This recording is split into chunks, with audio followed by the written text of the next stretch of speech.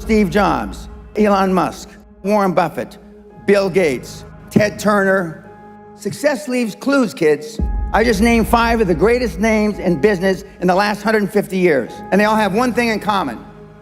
They're ball busters. They're hard as nails. Where does that leave you? I still work 50, 60 hours a week. And I haven't had to work in 35 years. You're not willing to do anything. You're not willing to sacrifice anything to be a high-performance person. I don't want to be like that. No, most people don't. I want to be liked. Yeah, well, see, you want to fit in. I'm the only speaker that you're ever going to hear that really, with all his heart, doesn't give a shit. If I leave here you liking me, I did something wrong.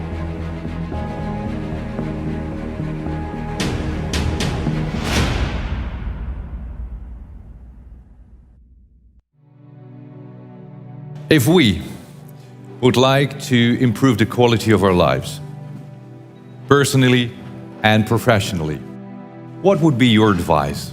What can we do? What is most important? Well, the most important thing is self-esteem. The people that we read about, the people that we admire, the Elon Musks, the Steve Jobs, the Warren Buffetts, etc., all have one thing in common. They have extremely high self-esteem.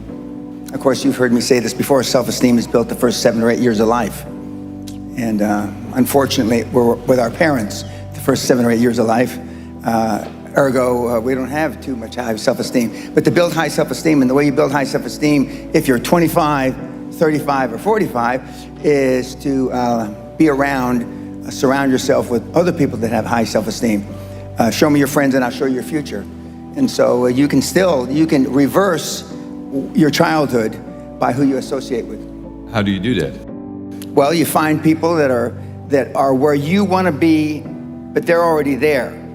You're 22 years old, you're 32, you're 41 years old, and there's a guy or a gal who's 45 years old who is where you want to be. They've accomplished a lot of things. If you're into, they're saving the world, they're using their money for good causes, go associate with those people, be around those people. And they're easy to find, but they're not going to knock on your door. They're not going to come to your apartment or your flat and ask you, oh, can I help you? And the best tool I've ever seen, it's like it was designed for this, is LinkedIn. It's the best social media tool for what we're discussing. And you can find these people. Now just remember, everybody that's on LinkedIn, all the, 20 million or whatever people that are on LinkedIn are all there for one reason. They're there because they want to do business, they want to meet people. Unlike some of the other social medias like Facebook or Twitter. But I mean, LinkedIn, they're there for a common purpose. They have a common bond. They have a common goal. They want to expand their horizons, and it's a great tool.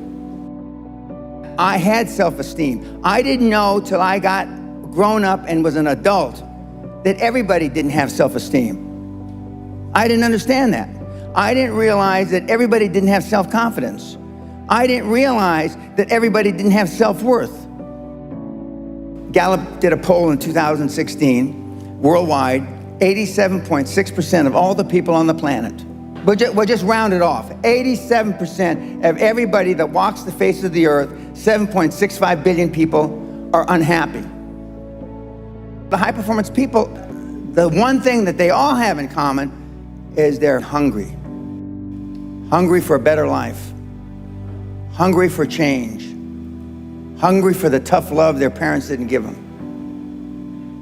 So is that what it needs? You have to be hungry, you need to feel the pain? Growth only comes through pain. No pain, no gain. It's the same in life. If love got the job done, you wouldn't need podcasts, you wouldn't need seminars. It doesn't. Tough love gets the job done. But being liked doesn't get you a raise when you're working for whoever you're working for. Efficiency, accountability. Most people that come to seminars are there because they weren't held accountable when they were growing up.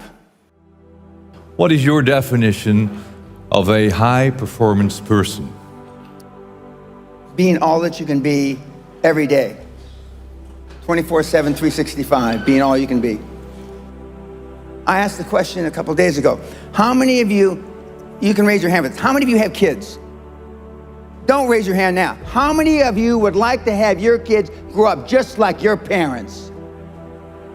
You know the answer, don't you? Close to zero. Because they were shitty role models. Now, I'm not going to ask the second question. How many of you would like your kids to grow up and be like you? But being a high-performance person is a full-time job. I'm like this when I wake up in the morning to brush my teeth. I'm like this when I brush my teeth before I go to sleep. I'm like this 24/7, 365, and I've been like this for the better part of 50 years. I'm always like this. I'm always pushing the edge of the envelope. But the sun is going to gobble up the earth in about between 7 and 11 billion years. Although I'm planning on living a long time, I'm not going to live quite that long. But I just work hard. I don't know any other thing than hard work. And hard work is out of favor now. It just is. But I'm a dying breed. I'm a Neanderthal. I understand that. I'm sad to say that because I know it's a sad commentary for the human race. Because you're not willing to make any sacrifices to be high performance. I still work 50, I don't consider it work. I still work 50, 60 hours a week. And I haven't had to work in 35 years. So the bottom line, you're not willing to do anything. You're not willing to sacrifice anything to be a high performance person. It sounds strange in hindsight. I found making $450 million easy. Easy. And I wanted to do something more with my life. And so when I got into the financial coaching, I wanted to change the fabric of financial coaching, which I have. And I wanted to be known as and now that's what they call me, the greatest of all time. But this was just me flapping my mouth 25 years ago. Now I am the greatest of all time, vis-a-vis creating wealth through people like yourselves. And I wanted to leave that legacy. And I wanted people like, I'm from the barrio, I'm a real rough background, been in jail 5 times, did a lot of ugly things. But I'm glad it happened to me because I know what the other side, like some of you have never been kicked in the teeth. I know what it is to be kicked in the teeth and my teeth be on the pavement. I know what that feels like. I know the humiliation. Forget the pain, you get over the pain.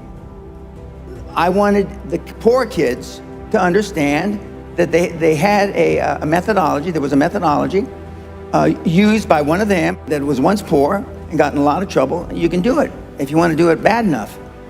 The operative part of that little description is if you want it bad enough. Muhammad Ali, arguably one of the greatest fighters ever, he was talking shit since he's 14, 15 years old, I'm the greatest. Before he ever had a professional fight. My father said, if you've got something in your mind, it should come out of your lips. The squeaky wheel gets the grease. And you've been taught all your life not to ask. You've been trained, keep your head down, don't embarrass yourself, don't embarrass the family, don't say things that may not happen. And I do just the opposite. I tell you to set goals beyond your lifetime. I tell you to set goals as soon as humanly possible.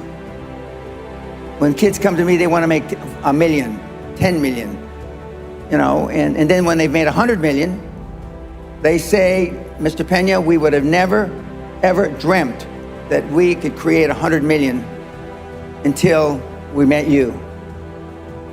You will never exceed your highest expectation. You will never exceed your highest, craziest thought. Never. That's a guarantee. But I mean,